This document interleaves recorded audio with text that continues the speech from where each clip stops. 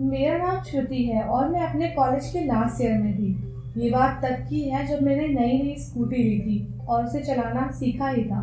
फिर भी मैं उसे अच्छे से चला नहीं पा रही थी, स्पेशली अगर कोई पीछे बैठा हो। और कई बार लेडीज जो साड़ी पहनती हैं वो अपने दोनों पैर एक साइड करके बैठ जाती हैं, जिससे स्कूटी का बैलेंस बनाने में दिक्कत होती थी। एक बार नॉर्मल डेज की तरह मैं अपने कॉलेज जा रही थी और उस दिन काफ़ी ज़्यादा बारिश हुई थी और पूरे रास्ते में कीचड़ कीचड़ सा हो गया था।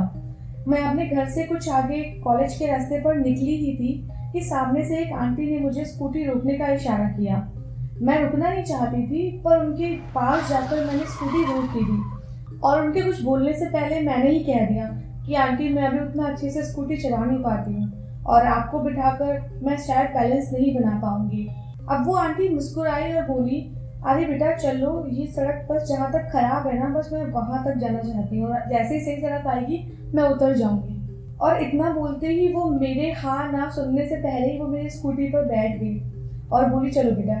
स्कूटी काफ़ी अच्छे से चल रही थी, मुझे लग ही नहीं रहा था कि मैं इतना अच्छे से स्कूटी चला पाऊंगी। कुछ देर बाद मैंने उन आंटी से बोला कि आंटी, मेरा कॉलेज कुछ दूरी पर ही आने वाला है, लेकिन आपको कहाँ जाना है? अब तो हम लोग काफ़ी आगे निकल आए।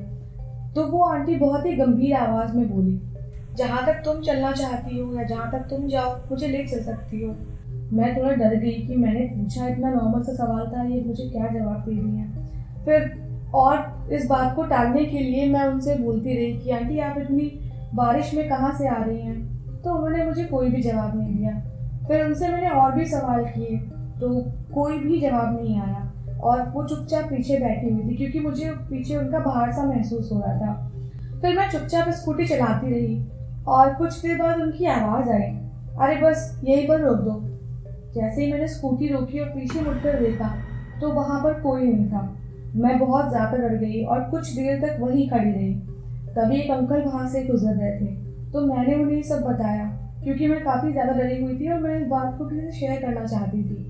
उन अंकल ने बताया कि कुछ टाइम पहले बहुत ज़्यादा बारिश की वजह से यहाँ से कुछ दूरी पर एक गाड़ी का एक्सीडेंट हो गया था, जिसमें एक महिला, उसका पति और एक छोटा सा बच्चा था। और एक्सीडेंट होने की वजह से उस महिला की उसी वक्त मौत हो गई थी। उसका पति और बच्चा जैसे तैसे हॉस्पिटल में बच गए, लेकिन वो औरत आज भी लोगों को दिखाई देती है और अपने घर जाने के लिए उनसे लिफ्ट मांगती है। ये सब सुनकर मैं काफ़ी देर तक परेशान रही और जैसे तैसे मैं अपने कॉलेज पहुंची, लेकिन आज तक मुझे ये हादसा बहुत ज़्यादा डराता है।